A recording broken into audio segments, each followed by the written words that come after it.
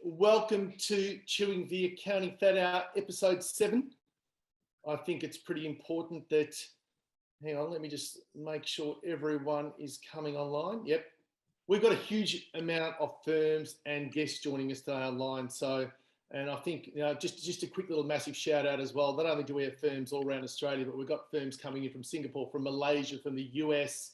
They're coming in from everywhere. So thank you for joining us. If you're joining us for the first time, my name's Paul Jantz. I will introduce you to Jason Cunningham as well very shortly, and our special guest, Nick Sinclair. But let's jump into a couple of things here. Jason, mate, it'd be remiss of us not to, God knows, for those of you that don't know, Jason and I are we're in lockdown, we're in Victoria, so we're in lockdown. If it wasn't for the footy, the AFL I'm talking about, not the other codes, but if it wasn't for the AFL, I'm not quite sure if I would have survived. Mate, massive weekend of footy just gone, and obviously grand final set for Saturday week. What are you thinking, mate? Two Melbourne-based firms? Sorry, two Melbourne-based teams in Perth. Diesel Dog. Yeah, g'day, Janso, and hello to everybody. Pretty excited. I'm the same as you. I love the footy, and I'm excited that both Melbourne-based teams, not firms, playing over there in WA. I think, as an Essendon supporter, I watched the Dreamtime game that they had this year, and they played as a night game, and, that Perth Stadium's outstanding, and I think it's great for supporters in WA to get to see a grand final.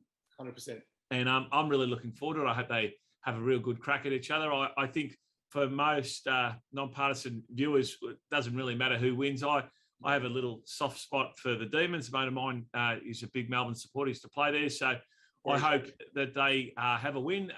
But if Footscray or the Western Bulldogs win, well, I'll be happy just the same. But I'm going for the Demons, mate. Yeah, and I'm sure he would be absolutely pumped as well if they can get up, as I'm sure a lot of Ds would be.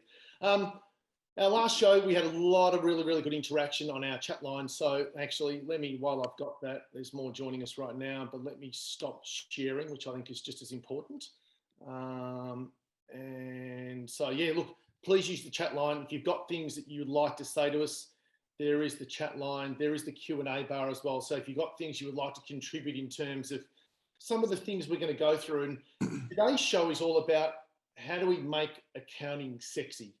And we're going to delve into a few different areas. And the reason for raising this, we spoke about this quite a few times, sort of Cunners and I, as well as, and then we've spoken to Nick about it as well. But one of the things that we've got a challenge with is let's call it our school leavers. And we've got this conundrum, I suppose, that we are living in this tech society, this tech world. I think, Jace, your kids are closer to university than probably mine are. Mine are a bit younger. And actually, just a quick little, I've got 3 boys. I'm homeschooling at the moment. So if I get interrupted, you know exactly what's going on. So apologies to everyone. They're hiding and they're under rewards. But it's not accounting for, there's no other people in the world that can do what accountants do. But yet it is not a sexy type of role. It's not a sexy type of subject that people talk about. People are sometimes scared to tell people that they're an accountant. They're going to probably move more into tech and probably into gaming now as well. That's the big deal at the moment. I don't think that's going to slow down. So we're going to talk about that and what that means to our industry if we don't have alternative options there as well. PJ, it takes me back. I mean, the premise of our conversation really is also about how do we attract and retain key team members within our organisation. So, I mean, let's be honest with each other. I mean, we can, and all of us on the call, for the vast majority of us, we're accountants, and we think we're pretty smart, and we don't mind using an acronym here and there to tell people how smart we are. But at the end of the day, really, accounting is debits and credits. It's left hand and right hand, right? And if you can't add shit up, well, then you're in a spot of bother. And we've got software that does it for us. Yes. And you're right. It's not that sexy from the outset. I mean, some of the things that, directors or partners of firms or associate directors or managers doing client-facing roles, that's pretty sexy. But you need to understand the grassroots of accounting, okay? I think that's the first thing. I think the second thing is no secret that none of us are getting any younger, particularly yourself, PJ. And so the gap between where we're at and our vintage and the younger team members coming through our organisation is significant. I'm 48 and we've got kids starting at 20 and 21. So that's a fair big difference. And as you alluded to, my twin boys are 19. So there's young kids starting here that are, 1 or 2 years older than my kids.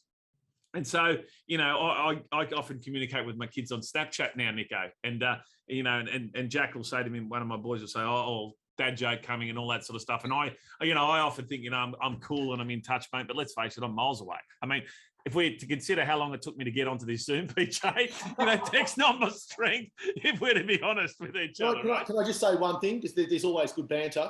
Yeah. And considering you're in lockdown, your hair is immaculate. Hey, I just... yeah. The story is this, right? For a person, I'm holding on to every last bit of hair I can on my head. I don't even brush my hair anymore. I'm even too scared to wash it, right? But anyway, let's get back to the topic at hand. I remember attending a GPL conference, PJ, a long time ago, and there was some conversation, Nico, about when Facebook was first introduced and came in there. And various different practitioners were saying, we're going to block it at the server. We don't want the kids sitting at their computers on Facebook and doing all this sort of stuff. And one bloke said, well, mate, they're just going to go to the toilet and check it on their phones anyway, right? And the point is, you know, we, as I mentioned, we're not getting any younger. And if we expect the younger generation to change to the way we are, we're kidding ourselves. We need to adapt to the changing face of the world, and which is why, you know, we wanted to have this conversation. And I guess it was brought on by some of the challenges we've had in our business at the practice. And some of the challenges are we just can't get our hands or couldn't get our hands on resources. And we'd gone through this graduate program and we had 4 graduates this time last year, and all 4 of them had left our organisation for one different reason or another. One young girl had started with us, was with us for 4 months, and KPMG rang her up and they pinched her. Another kid was playing soccer or something and went and worked at another organisation. One kid didn't work out and something else. And I thought, what the hell are we going to do?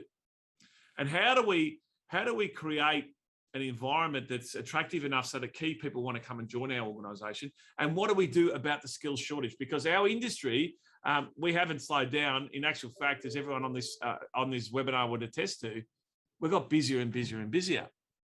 Which has led me to start, conversations with the outsourced accountant and start to have conversations. And I'd had meetings with you, Nico, about, you know, what is it that you guys do and how do we do it right and all that sort of stuff. And so I really wanted to talk about, should we, from a recruiting perspective, because we all know there's no accountants out there at the moment. And what's happening is our wonderful friends, those professionals with so much integrity, you know, those recruiters, you know, those people I'm talking about, they're ringing up our employees, trying to pinch an employee off me and give it to somebody, Proctor Major, or you know, send them elsewhere. And so what do we need to do differently? And I wanted to have a conversation, say, are we best to recruit ourselves and see if we can get the kids?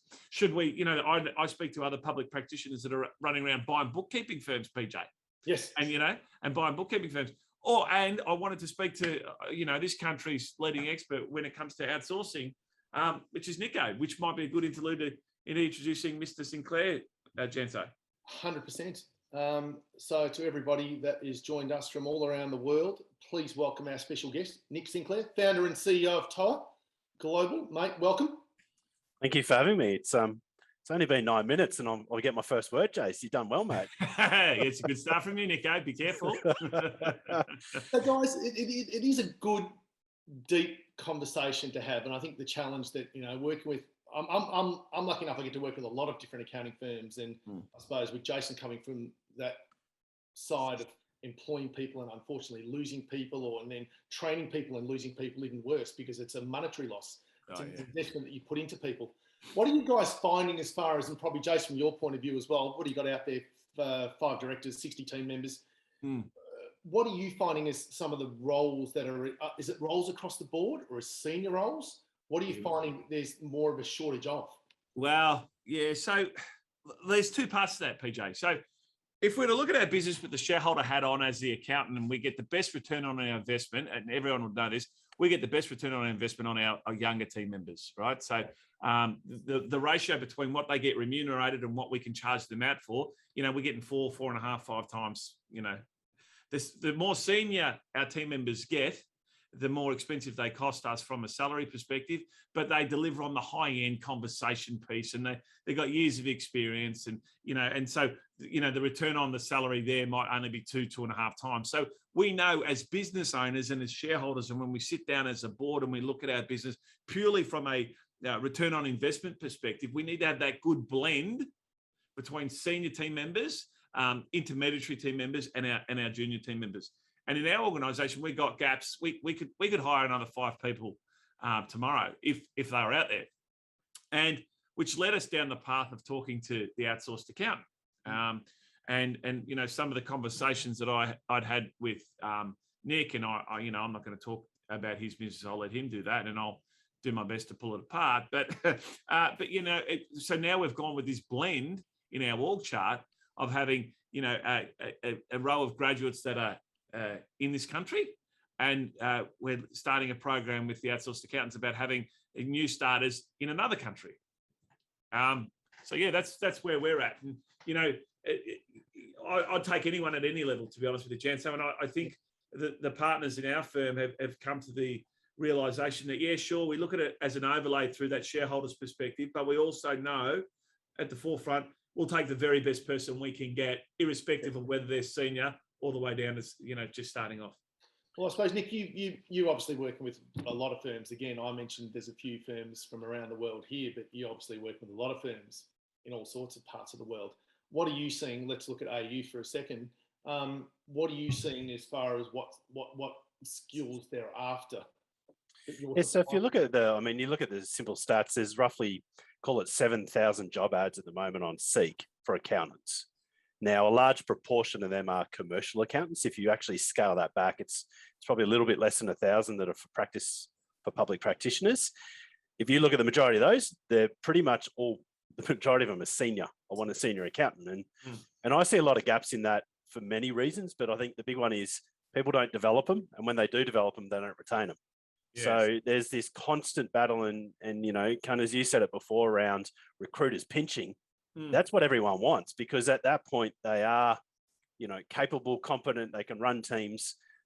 There's no training in that needed. They're literally plug and play. And I think that's part of the problem, is that most firms don't develop people. So they just they grow so much, they need to plug a gap. And it's like, well, what's the quickest way to do it? Go and steal someone from another firm and then hope that they're trained the way that you want them and they're actually worth the money that you pay them.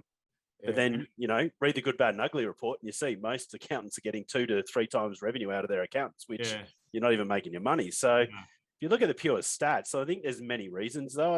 I think that it's easy to go and set up a firm now. Like you literally need a laptop and an internet connection. Xero will give you a free software. So seniors are more inclined to go, what, I don't want to take 10 years to get through to be promised possibly a partnership. Do I want to buy in anyway to that firm because I don't necessarily agree with how they're running it? So I think that's the thing. And then you've got a declining market. I mean, we run a RTO, an education business for accountants and bookkeepers. And, you look at the stats on the diploma of accounting, the certificate in accounting, the degrees in accounting, they're all going south. And I think that, we're in a massive talent crunch now, but a lot of that's been, I say, covered up because we've had skilled immigrants coming in the country for the last, prior to last year. The skilled immigrants were covering up what was a trend of declining people going into education to become an accountant. So it's exposed now, and that's why I think it's become more to light. But appreciate you depressing us, Nick. So thanks for that. Just about a how important is this though? And Josh, this is probably a good one for you. Nick just raised 2 key points that I wrote down: developing and then retaining. Yeah. Do you have strategies within the practice, and it's probably for everyone that's listening as well, that's an accounting firm, do you have specific people that are there to create strategies to develop and retain people? Yeah, so that's a really good question. We Dennis Katsalakis is our our practice manager, and I'm loath to say that out too loud because there's 70 people on this call probably trying to pinch him. But so Dennis and I have been in a countless number of interviews over the last 18 months, and the message from the candidates is all the same. It's all about L&D, training and development, learning and development, and what have you got on offer at the practice that enables me to be the very best that I can be. And so we don't have one specific person, Genso. what we do is different people play different roles. And we just had a board meeting yesterday, and, you know, my partner, Robbie Haddad, who taught me everything I knew and know in the industry, we're going to deploy him on certain key team members to really zero in on the key team members that we think we're going to fast track to associate director or director perspective. The other aspect is we do our very best to tailor a personalised training and development program per individual within the organisation. And the kids that come in, that's about getting their CA or their CPA. That's the first part. And then it's what do they want to achieve in their career moving forward. And then the third aspect is the on-the-job training that we try to give our team members. When we went to Sinclair at TOA, I was under the misconception that, you know, here's a quick fix solution for us, right? Is I go and outsource, and we've got 5 or 6 teams in our accounting offering. We've got 6 in our accounting offering that we just get a team member from overseas to slot in every team, right? And ta-da, and it'll all be fixed. But one of the things that Nick said to me is, he goes, if you're going to onboard a person in Australia, the same onboarding process needs to take place with the offshore. And I found that quite intriguing. I said, well, can't you just give me a solution? And I think some of the things that, when we talk about cultural differences between here and overseas, and the role and how the employee overseas really values their position, you find that once you get it right on an offshoring piece, that person, the longevity of their career within your organization is a lot longer. Nick, just some thoughts from you on that? Yeah, look, I think the key thing is, and I think you touched on this before, is that people want to understand what's in it for me. Yeah. And that is, if you read any of the job ads, that most job ads on Seek, most accounting firms' websites are all about the client. It's not about what are you going to do for me. And that's, I think, the change in the generation shift is that people are more selfish. They come in and go, I want to be partner tomorrow. And you're like, well, hang on, you haven't even made me coffee yet.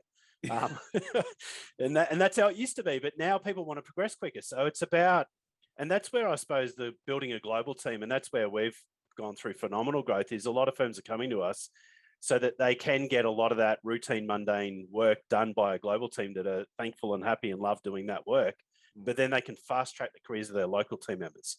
Yeah. So that instead of it taking 6 years to get to a associate or a manager level, that they can do that in half the time. They still need the skill sets to be able to be capable, but they don't have to do the routine and mundane work as much. And I think that for me, it's about, you know, accountants do make a major impact. I mean, you look at the small business community, I mean, accountants make a huge difference to them. But it's not sold and looked to be sexy. And if you go to most of your competitors' websites, you'll see how boring they are. And you wonder why they can't attract talent and why the talent doesn't retain, because it's, I mean, as an employee, they're thinking, what's in it for me? Yeah. And they see you as a partner working 70, 80 hours a week. To be honest, that isn't very attractive. No. So I'm doing an event with an American guy, which is relevant. He's sold over close to $150 million worth of accounting firms in America. He said the number one due diligence question that they get asked is, how many weeks a year does the owner have off? And if it's not more than 6 weeks, most buyers in America will be like, I don't want to touch it. You're right. Wow. So you think about an employee, what's attractive about coming and getting paid average money to work long hours with not even a plan in place to fast track their career to help them? That's why I think a lot of firms struggle. Yeah. And I think that's why a lot of firms struggle with retention in a lot of cases. And Nico, it sort of does talk to the point I raised a bit earlier about the fact that we need to adopt, those of us that are a bit older, we need to adopt to the new mentality, not have them adopt to our mentality, right? And yeah, the changing face of the employee, it has changed. I mean, there's still some fundamental key principles that need to stay the same. And, right. You need to not get ahead of yourself, young man or young lady. Yep. You need to show respect, and you need to crawl before you walk, before you run. Those things, they all will stay true to the end of time. Yep. I'm very confident of that. But there are other aspects. We don't have to work 60 hours a week. But how do we create a training plan for individual people? And you're right. What's in it for them? I think that's very important. I just saw in the chat bar, Jan, say that Clint made a point. We've just put on 2 graduates in question as to whether they've actually undertaken a degree. Great marks, by the way. It's almost like plucking people off the streets. Has anyone else experienced that? And I'll say to Clint that we have experienced that too. And I think, unfortunately, the education system is so far behind the real world. It's ridiculous. And I think what the university does is show kids or teach kids how to learn. And then once we get them, we've got to run them through an induction program in our organisation. And I know, Nick, I want you to touch on this because you've got a training, registered training organisation. But one of the things that we do with our grads is we run them through a graduate training program, which is outsourced by somebody else. It's not by TOA, it's by somebody else. And we've found that that's given us some pretty cool benefits. And I think back to when I first started as a graduate accountant at Ford Motor Company. You got to understand, if we have the ability to get out of our own world and jump into the world of a 21, 22, 23-year-old graduate, you got to remember a couple of things. I remember starting at Ford Motor Company in Broadmeadows, and I remember my hours were 8 till 4:30, 8 a.m. Now, as a uni student who never went to uni on a Monday, had Wednesday for 2 hours and didn't go on a Friday, starting work Monday at 8 a.m. in a suit and working till 4:30, that almost killed me, right? So it's a big adjustment, and we need to remember that it is a bit of an adjustment. And so I think if we have that mindset and try to, to understand another man, you need to walk a mile in his shoes. I think it's important that we put ourselves in their shoes. And one of the things that we have toyed with the idea is, it's like when the graduate starts, it's almost like prep. When your kid starts prep and they go to school from 8:30 and they finish at lunchtime, right? Just to get them used to it, going from kindergarten to prep. We've tied with that idea as well. But Robbie obviously put a kibosh on that because we weren't getting a good return on him. But I think you're right, though. I think we've got to start being more creative, because at the end of the day, and you sort of mentioned it back in the GPL days before, and G stood for growth. Now, if we don't have the capacity, how are we going to grow? Yeah. And I haven't met too many accounting firms out there that don't want to grow. Whether it's bottom line, top line, reinvesting to get to the bottom line with the top line. Still, at the end of the day, we're picking up new clients, and yet we're stuck sometimes in this compliance world, which we know is just as important as ever. Some are trying to break through into the advisory space, and that's where your seniors come into it, because you can't put young people out there in front of clients just yet. So there's these little problematic little areas that we need to continue to work through. And that's where the dichotomy is, right? So, Nico mentioned earlier that kids want to be fast-tracked in their career. And so you get a couple of young people, candidates at interviews, and I want to be more client-facing. You're 24 years old, right? Now, there's nothing wrong with being 24. I was once 24 too, but there's not a heap of life experience that 24 can impart on a 60-year-old who's been in business for 30 years. That being said, there is a mix where you can provide them with some client-facing activity, like seeing the client to get queries, or going out to their business and picking up documents and having conversation. There can be a bridge there where they can do some client-facing stuff, but I don't necessarily know whether we can sit them in front of the client to write a strategic plan for the next 3 to 5 years of their business. I can challenge you on that, though. There's definitely people that are great communicators that are bad technicians. Yeah. And I think that I know many partners now that could be one on this call, are probably useless at the tech part, but they're really good at talking. And I think some of them are just partners useless at tech. And one on the call. They actually do. Yeah, I know, but I think it's around the ones that lasted got through and stuck with it. But there's a lot that probably didn't. And I think that where we've seen firms do it well is when, again, they've got the capacity sorted. They have those younger people sit in like a meeting with you, Jace. So they're learning how you talk and how you act and what you do. And the more that they're shadowing and mentoring you with you, the more they're going to learn. And it just gives you that backup then. And over time, and we used to do this many moons ago with my firm, is it would have a junior and a senior in every meeting. And then eventually the junior could talk like the senior. Yeah.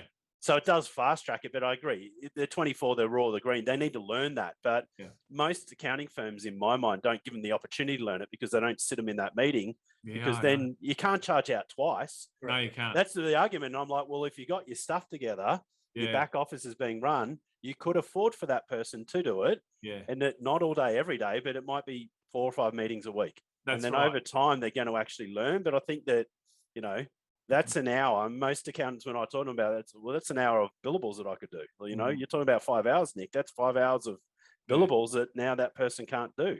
Yeah. Which is it is that give and take of how do we develop the people, but how do we also be profitable so that we can continue to employ them?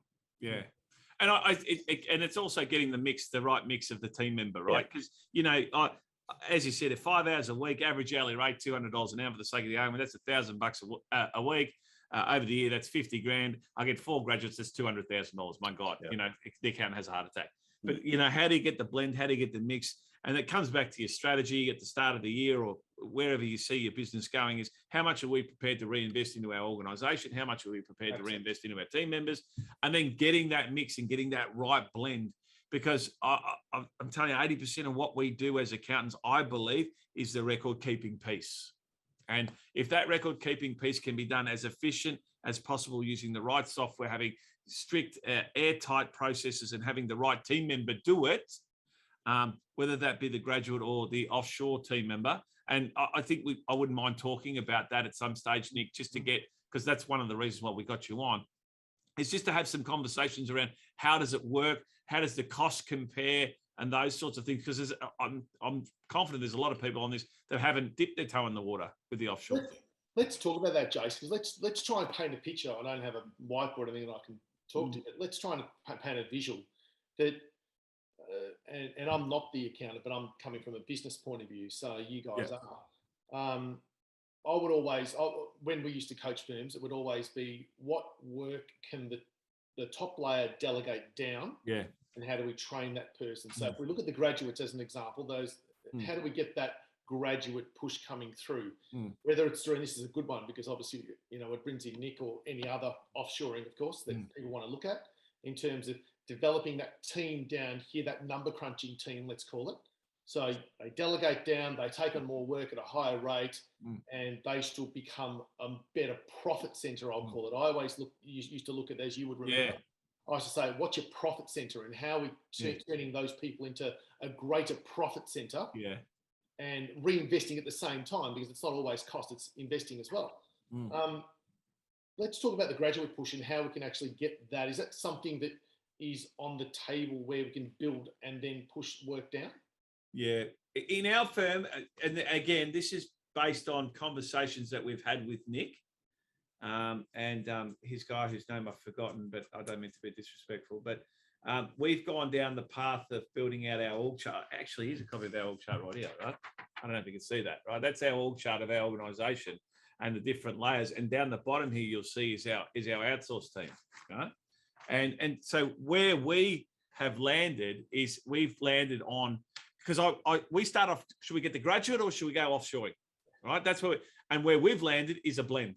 Okay. So that's where we've landed. So we've got the grad and we're starting the offshore program. And what we're looking to do is push as much of the bookkeeping and record keeping type behavior into the offshore team. And in our conversations with Nick, it's around ensuring that those team members are not just overseas, but they're part of our organization. Because offshoring now, what we've learned from being locked down forever, right, is that you can be locked down in Hawthorne, Essendon, Manila, whatever, right? So it's where they are. That's right.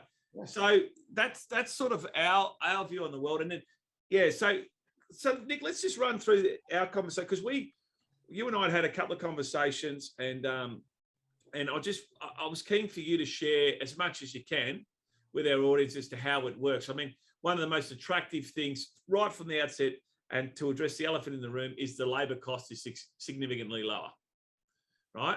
So that's the first thing that was attractive to us. The second thing is that I've known you, Nick, at least for 10 years or so. And I know that 10 years ago, when you were the guru, you've now got 10 years of experience, and all those mistakes that you've made and other firms have borne the cost of. Now I'm going to start to get the benefit of it. So, Nick, how many employees do you guys have, or as part of your model? Yeah, so at the moment there's 2,200. We're recruiting on average 100 to 150 every month. So we're putting on roughly 100, 150 a month. And what country are they sourced? Predominantly Philippines. Yeah.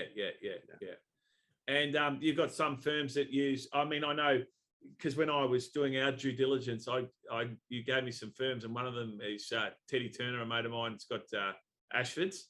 And how many have they got? I'd have to check, a bit over 10, I think. Yeah. I mean, we've got 15. I think the thing with offshoring is it does help you get talent, and it's a lot more cost effective. Like, it's significant. I mean, you're saving roughly 60%, but what it also does is, and you mentioned about learning from all the mistakes of others. I mean, we've written an 8-module course. It's a 12-hour course now, which is basically the playbook for new clients of everything that clients have done well, everything clients have not done well, and everything in between over the last 8+ years.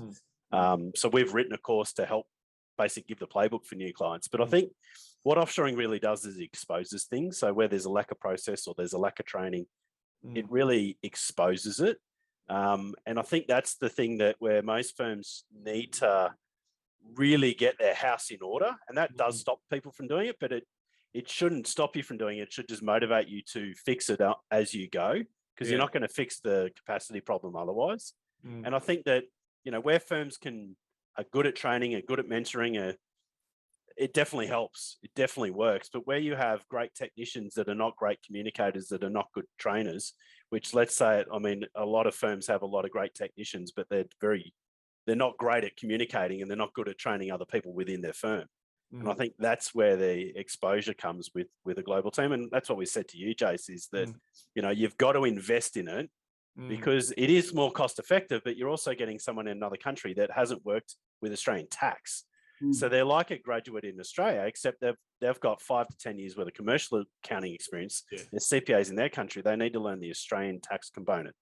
Most of what they do is similar, but, debits and credits, etc. But there is that different element. But I think the part that you touched on earlier, Paul, was around when people come to us, they can't find a senior accountant in Australia. So they're hoping to find that unicorn in the Philippines, that's been trained and working for an Australian accounting firm for 8 years now. They don't really exist. And that's where you really need to start at the bottom by pushing the work down. So you do just push it all down. I can tell you now, I was speaking to one of our American clients this morning. They've been clients of ours for 3 years. They got 15 team members with us now. They're only a 20-person firm locally. They've got 10 managers in total in their firm. 5 of them now sit in the Philippines. 5 of them sit in the US. The US team members report to the Philippines managers. So they've been able to grow and develop them, but they've invested in that. It's like, I always say, it's like when you bring on a team member, most accounting firms onboarding is, there's your desk, there's the work, good luck. Ring me if you got a problem. I mean, that's not how you onboard someone. That's not how you help them to be successful. And I think that's the mindset we need to change, is how do we help our team members to be successful? Because the more successful they are, the more effective, the better tools they use, the better processes they have, the more output they get. Guess what? You make more money. They've got more capacity. Mate, I'm intrigued to hear that they've got 20 onshore and 15 offshore of their entire team. Just so, like, from a numbers perspective, because we've got to remember we're accountants, so we've our default position is numbers, right? So how much does it cost to hire a team member?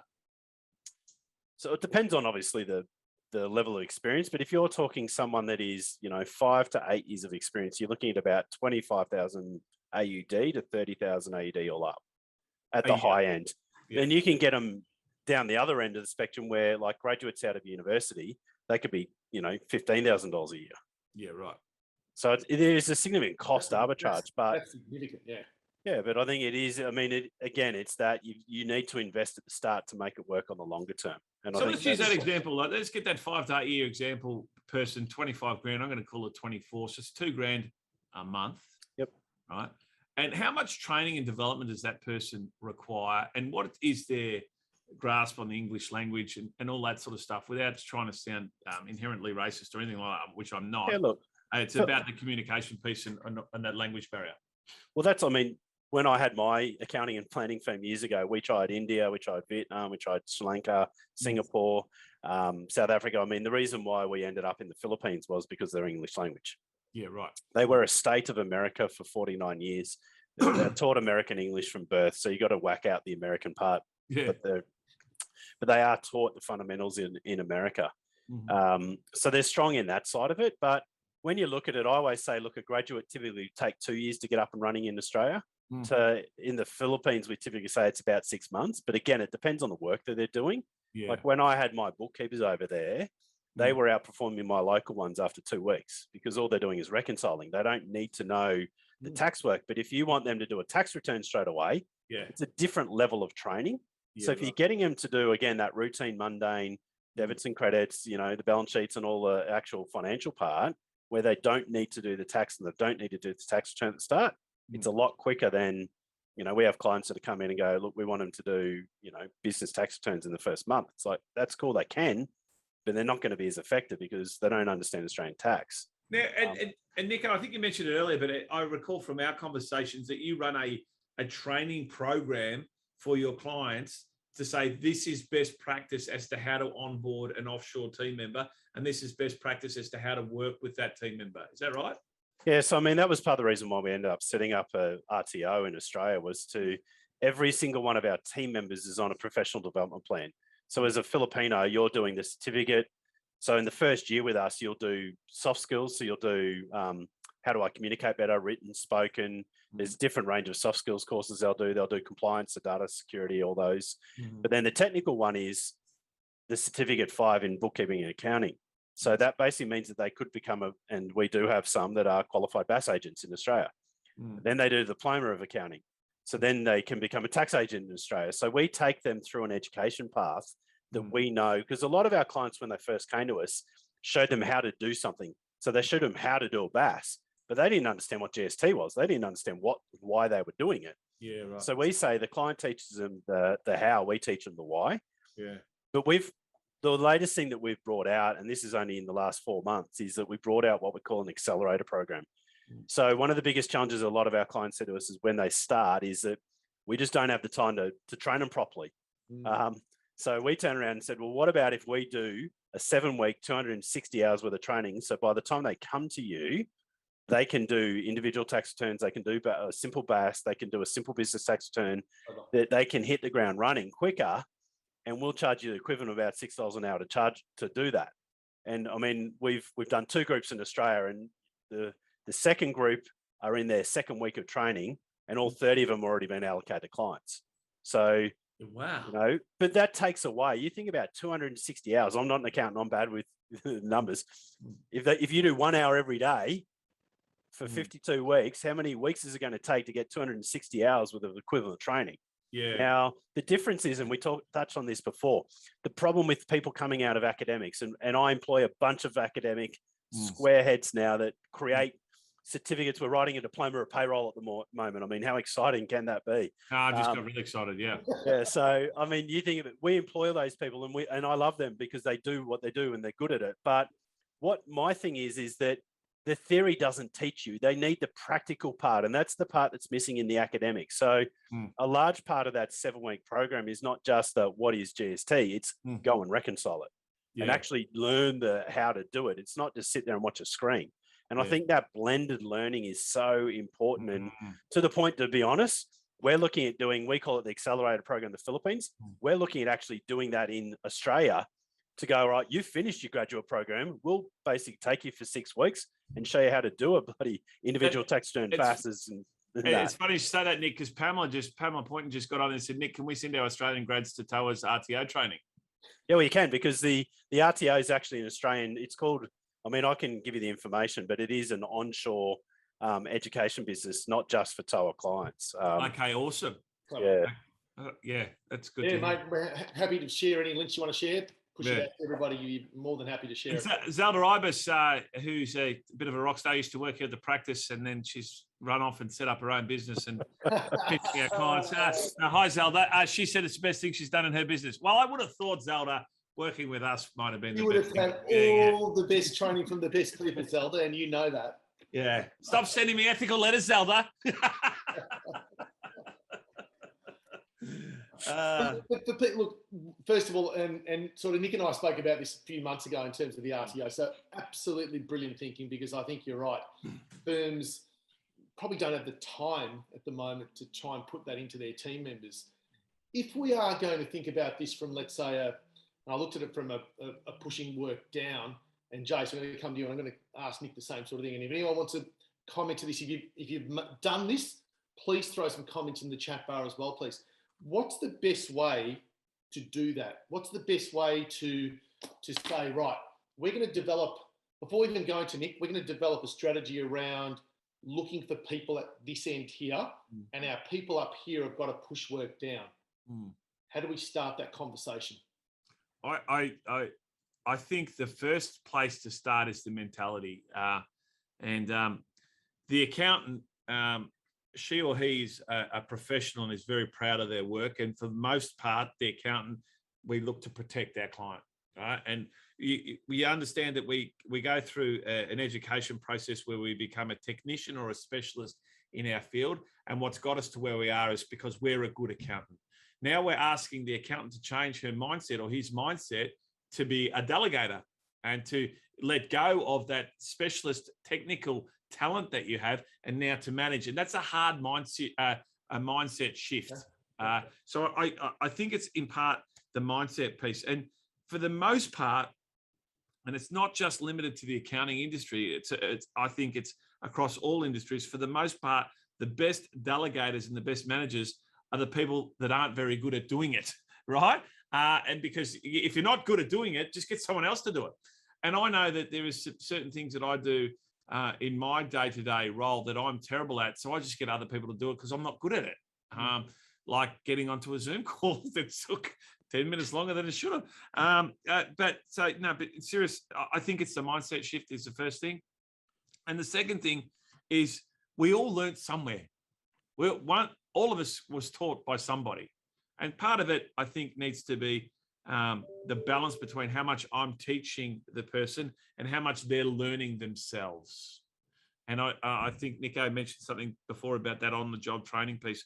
I think that's important. So that's my slant on it. What about yours, Nico? Well, I think that's so critical. I mean, one of the biggest, when we started to look at, I suppose, offering stuff, education onshore, a lot of people were saying, look, it is that, how do we teach people to be leaders? You can't teach empathy. You can't teach genuine care about, if you want to be a good leader, you genuinely need to care about the success of your team. And it's no longer about you winning the awards. It's about them winning the awards. And I think that is also a mindset shift. So I think a large amount of it is that, and it's across all industries, to be honest, is that most people don't know how to be good leaders. And most people leave businesses because of a bad leader, not because of a bad business.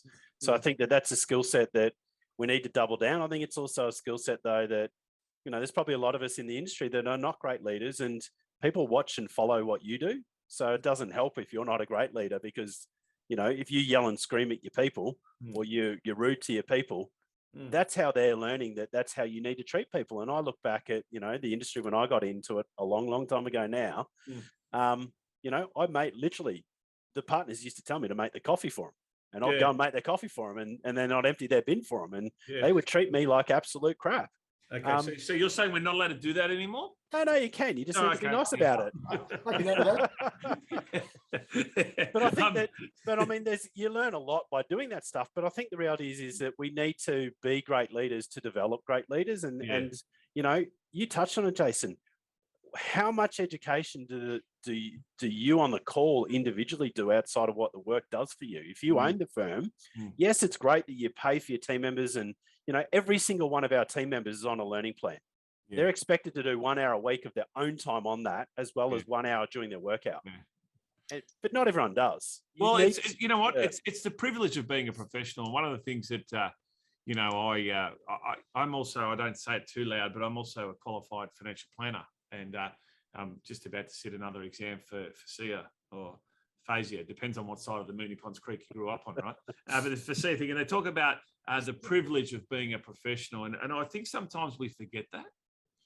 And, sometimes we forget that it is a privilege that we act as professionals. People come to us for advice, and they trust our advice purely by the notion that we are an accountant or a CPA or a chartered accountant or whatever.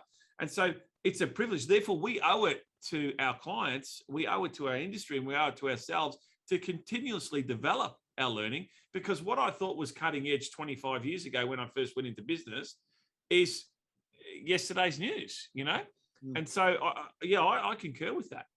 I think a lot of the challenges that a lot of firms find as well is, and businesses do this as well, not just accounting firms, from my experience, is that they're great at starting something, and then it starts to wean off. And, we haven't got time. So, don't worry about this week. We'll get we'll push it out to next week, and the next week doesn't happen, and 3 weeks later, and what? We've lost the purpose of what we started 5 weeks ago. So it is having almost like that, and you sort of mentioned it before, I won't mention his name as Dennis again, but if you've got that person that is driving that, I think that's really, really important, because the partners probably aren't sometimes the best people to drive that. No, but also the partner also has many different fires going off all over the place that we've got to deal with, right? And so usually the dog that's barking the loudest gets the most attention. But as you said, rightfully, if we say, okay, strategically, this is very important to our organization and we need somebody to own it, live it, and breathe it, then that person can run with it, get out of their way, set the strategy, say, look, this is what we want to do, get out of the way, and let that person run with it. And then they can be responsible for reminding the Zelda Ibises of this world or Nick Sinclairs of this world to get to stay on their training plan. Yes. I think it's a change of mentality, though. At the end of the day, people are our product. We think our tax returns and the compliance work that we do is the product. It's not. It's the people. People come to us because they want that human hand-holding. Yes, we have to do the returns and that. But, I mean, how many actual firms focus that much on people if they are their product? And I would say a lot. It is. I mean, it's conflicting. We're busy. Our clients are ringing us. There's, like you said, Jace, there's so many fires, but I think also partners of firms wear too many hats. They don't have clearly defined who's looking after what roles in the business. And I think we're control freaks to some extent. And I think that's, it's not a bad thing. It's just accepting, going, all right, well, who is going to be the person that manages it? And there's a lot of firms in this industry that run really, really great practices that attract great talent. And I'd want to work for them. But then there's equally a large amount of job ads that I read, and I'm like, no one's ever going to apply for that role because it just sounds boring. I mean, I had one of our clients yesterday. The reason why he joined us, he says, Nick, I put an ad on Seek and I literally got not one application. I'm like, come on, mate. You literally didn't even get someone that was absolutely useless. And he goes, Nick, I did not get one person apply for the job. I even boosted it and I didn't get one applicant in 60 days. Not one. Not one. I'm like, I mean, in fairness, I did say to him, send me a job ad, and he did. And there's probably a good reason. It sounded pretty boring. But I think that's the challenge of, we're busy. We don't necessarily have time to develop and train our people. Well, the question is, what's the alternative, right? Because if you're not doing that, people, and I mean, let's face it, recruiters are ringing everybody all the time. I mean, I sat in a couple of job interviews a month or so ago talking to a young girl that was looking for a position, and I said, so what made you consider leaving your organization? She goes, I wasn't thinking of leaving. The recruiter rang me, And so if you think that that's not happening in your organization, you're kidding yourself, because it is. It's happening here. It's happening everywhere. And so and you mentioned another thing that's really important, Nico, which is around that empathy and showing that you care. I mean, that emotion cuts across not just the engagement with the team member, it's also cuts across the relationship you have with your customer. I mean, I know at the end of the day, our clients don't even need us. You can lodge your own tax return. Xero practically does the record keep. If you know how to click and say, is this bank charges? Yes, you're halfway there, right?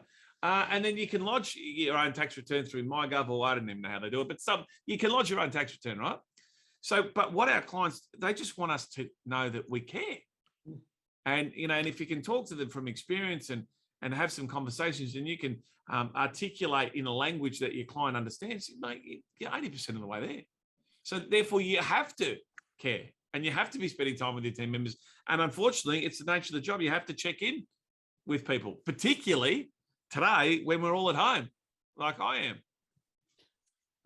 But I think can I just touch on that though? I think it's that empathy and it's that genuine care for your team members. And, you need to, and some of your team members will not be with you forever. And I think that's something that people don't accept, but it doesn't mean you shouldn't develop them. But we have honest and frank conversations with our team members to know exactly, look, we've only got 2 years runway with them, because they want to go on and they want to get out of the industry, or they want to go and start their own firm, or it's better to understand than be blindsided by it. And I think that empathy and care needs to be genuine as well. You can't just pretend, and then the way that you talk to them and act is the opposite to that. But I think it is hard. I mean, the work from home hybrid stuff, I mean, it just makes it even more difficult. But it is, That's one of the reasons that attracted me to the offshoring piece, is because, as I said, whether you're working from home in Manila or Footscray, it's practically the same. The time difference is very similar as well, isn't it? 2 hours or something like that. Is that right? It's 2 hours different. Yeah. Yeah. So, but the Manila team members end up working our hours anyway. Is that right? Yeah. So they work there 7 till 4, which is 9 till 6 here. Yeah. Right. Cool. And can you just touch on, just for everybody who is interested in, this is definitely not an ad for TOA at all, but it's just, I wanted to get somebody who I thought was the industry leader, and he wasn't available, so we got Sinclair. No, the Shaggy big boy. But just the longevity of the team member, and when we were talking, you said, Jason, they're so grateful to have a job and all that sort of stuff. Can you talk to that? Not trying to say that I want to exploit that cultural trait, but other people in the call might. Yeah, look, I think the thing to understand is that 70% of our workforce is female. Average age is 30. Average kids is 2. Yeah. 80% of them are the primary income earner. So when you look at that, if you're a crappy employer, they're not going to stay around. No matter how much culturally they are more loyal, they do stick around more. But if they have ambitions. They have careers that they want to progress and grow as well. They want to do meaningful work that actually contribute. So this is where I think a lot of firms struggle, is that they don't know why they're in business. They can't articulate to their team members what our purpose, mission, and vision is, and they don't get people to buy into it. So there's a good book written on that. Yeah, there's plenty of them. But I think the good thing is that if you do that well, your team members, like we've had clients that we started 8 years ago. We got clients that have got most of their team from 8 years ago. But then equally, we had one client we had to sack, 2 months ago. He'd been with us for 15 months and had 5 staff, and he only had 1 team member with us. Yeah, wow. And he thought we were the problem. It's like, mate, I've seen the way that you email. I've seen the way that you communicate. Yeah. Like you literally send instructions via email and you talk to them once a month. I mean, doesn't matter where that team member is going to be. You're not going to succeed, which is why you don't have any staff in Australia. Mate, Nico, getting back to the point that we touched on earlier, and you were talking about immigrant workers in Australia and how that's been stopped as a result of lockdowns and stuff. Well, I had a good conversation. We had a conversation with the head of the IPA last month, and we've had various different conversations. And the industry that we're in Australia has changed significantly. And those of us small firms or small to medium-sized firms like ours, that we're all competing for the same talent pool, right? And when the big four or the first and second tier firms make a decision to go out and recruit, they just go out and recruit, and they just take all the trout out of the farm, right? And so therefore we need to do something different. And it happened to us last year where 2 of our graduates, we put them through a graduate training program, both got pinched to tier 1 and tier 2 firms, and we couldn't compete. Like one girl got paid $15,000 more than what she's getting paid here, right? And we pay very, very competitive, 55 grand for a graduate, and she went for 70K. Like, that's just financially, we can't compete. And secondly, the big bouncing, shiny new ball of the KPMG, PwC, EY, Deloitte, unfortunately, the practice just, doesn't stack up to that type of person, right? So we are forced to do things differently. And whether that be someone said to me, Jason, maybe we should start going back to the old school cadetship or traineeship or whatever it was, where the kid comes out of year 12. And, is that something that we should consider? Well, is outsourcing? Right. Yeah. But you're exactly right. And that's what one of the things we spoke to Andrew Conway about last show was how they're working to encourage that with school leavers. And that's exactly what this is about. So how do we start is that something we as a group need to lobby our industry or our governing bodies to start getting more involved with? How do we start doing that? Because I agree, one of the biggest challenges is those people coming through. How do we pick them up? How do we make this industry sexy? With respect to our governing bodies, they've done nothing for us so far, to be honest. They're lightweights, to be honest, and they're just too conservative. It's what we have to do ourselves, I think. Now, I'm a proud CPA and have been for a long, long time, but, what are they going to do? I think us as business owners and entrepreneurs, we need to take the bull by the horns and grab the reins ourselves. So what can we do to help each other out? Because, it's not going to get any easier. it's not going to get any easier. You know, as you get to the end of the year, people, we're having conversations with that too. Everyone is burnt out. Everyone's cooked, except living in the Gold Coast where, what, you had 3 days of lockdown or something? Or have you even had a lockdown? Yeah, it's been 7 days, mate. Come on. Come and talk to me when you're 240 days. Look at me. I'm actually 23 years old. And I think that's, I mean, when I talk to practitioners about this, and this is, I think, the challenge is that everyone needs a senior accountant now. So they're not willing to go and get the school kid and put the effort in, work in, because what happens if they might leave? Well, we need to change that mentality and go, you know, as an industry, we all need to pull our weight. We can't just go and get a headhunter to go and take senior accountants. We need to actually go out there and do it. And I think the school, you know, the school-based one's a great way. They could do the learning, the degrees in that separate at the same time as working. You know, that's what I did. But I think that it's as an industry, we all need to do it, because if we're just all, you know, incessantly stealing from each other, I mean, it's not going to change. I mean, and what that's pushing up the price, the wage pressure, it's doing everything. I think I agree.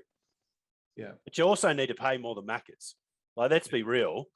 If it is a profession, you need to pay them better than what they could go and get standing in Macca's serving fries. So I think it is a give and take as well. I think we need to invest in them by making it attractive to come and do it, rather than I could go and do something with my mates and it's simpler and easier. Yeah. Sorry, Nick, I just saw something in the chat box from Stubberfield Group. We have a cadet program where they work in holidays whilst at university. We pay them for being at work, obviously. And then an email just popped up. We pay them, and then a set amount per semester to help with costs. Works well if you can find the right year 12 student. So that's not a bad one, you know. And you think about it. And you know, my son is doing his first year accounting degree at RMIT, and you know, he's working at a pizza shop, and so next year I'm going to bring him on to work at the Praco with his old man. And if you think that, you know, rather than working at a pizza shop or stacking shelves at Coles or working at Kentucky Fried Chicken or whatever, it's not about, if you can get the mix right and the right level of work right. The kid's got a part-time job, and what is uni, like 13 weeks of the semester? So it's 26 weeks of the year. They're only at uni for half the year anyway. You know, start them young and get them to maybe even do administrative work or whatever to understand the culture and, you know, and all that sort of stuff. That might be a good way to get kids in the door. Yeah, 100% agree. It's a very good point. So I think because I suppose that if we don't look at this and try and put some key elements in place now, what does the next 10 years look like? You know, and that's probably the challenge for all of us. So I know, Joe, you're only going to be 38. So what does the next 10 years look like if we don't start putting these, because as Nick said before, all we're doing at the moment is robbing Peter to pay Paul. That's right. Yeah. Someone's pinching someone off me, I'm pinching someone off someone else. And it's just this whole, you know, robbing Peter to pay. The recruiters win. I mean, let's be honest, the recruiters win. 100%. But and this is something that we've found, is the recruiters will place them with you, but 12 months later, they'll take them from you. Yeah, thanks, Nick. That's wonderful. Just keep rubbing salt into the wound. The open flesh, we'll just tip it all in there, big boy. So, Nick, how do we find out a bit more about your program, TOA, and also your training program that you've got? Yeah, so I put in the comments just the AB2 Institute. So you can go to ab2institute.edu.au or just email me, nick@toaglobal.com. I'm more than happy to have a chat. Yeah. I love talking about this subject. It's, you know, we could talk all day, I think, about this. Yeah, I probably wouldn't let you get a word in, but just a couple of things to finish up. You got 2,200 on the books at TOA. So, and you make a nice little clip on that, I would have thought. Oh, look, we invest a lot back into it, mate. I'm only playing with you, somewhat serious. But no, I mean, who am I to knock a man from the entrepreneurial spirit? And I just wanted to thank you for your time today, pal. I think, as I said, and I said it in part tongue-in-cheek, but also serious, you've had 10 years of learning. I mean, if you ever wanted to look at the outsourced option, and as I said, I want to be very clear, this is not an advertisement for TOA, but I think it would be remiss on us not to consider what offshoring brings to the table. It may not work in your organisation. And I know when we started the journey, we were going to go boots and all, and what we've decided is to go in part grad and in part outsource and see how we work with that. But, just want to thank you for your time. And I thank you for your passion in our industry. We all appreciate it. Mate, I'm surprised that I got to speak as much. So thank you for dovetailing and letting me chat. I love this. I love this topic, and that's when I was talking to both of you about it. I was so thankful to be invited to be part of this conversation. So thank you both for including me in it. No problems. PJ. Thanks, mate. And look, there's some great things in there. The chat bar has gone off. Thank you, Jason Croston. He did ask us whether we're qualified to talk about sexy, which was interesting. Who said that? All three of us. Jace from Brisbane. I mean, he is a sexy man. He's a runner. So, but great stuff in the chat bar. Some really good things to take away and think about, whether it is that, I've written down a whole heap of notes here, whether it's just looking at that bottom level, that 20,000 to 24,000, what work you can push down, how you can start having better conversations with people. And more importantly, have a look at what Nick's got. Look at the training programs that he's got and how that can help you. If you can't do it, develop other resources around you to get your people to those levels. So Nick Sinclair, thanks, mate. Thanks again. On behalf of professional partners, Jay Cunningham, thank you, my friend. As normal, absolutely wonderful. Thank you, Jan. So to everyone that joined us, thank you very much. Look out for our next Chewing the Accounting Fat show. Otherwise, have a wonderful weekend ahead. If you're in lockdown, school holidays in lockdown as well. Can't wait for that. PJ, before we go, there's two things. It'll be remiss of me not to remind us all that as accountants, remember left-hand debit, right-hand credit. That's just the way. That's the training program at the practice. Go to D's and hopefully we can get out of lockdown soon. Spot on. See you, pal. Thanks, everyone. See you, Nico. Yeah. See you, boys. Bye, guys. Bye. Yeah, everyone.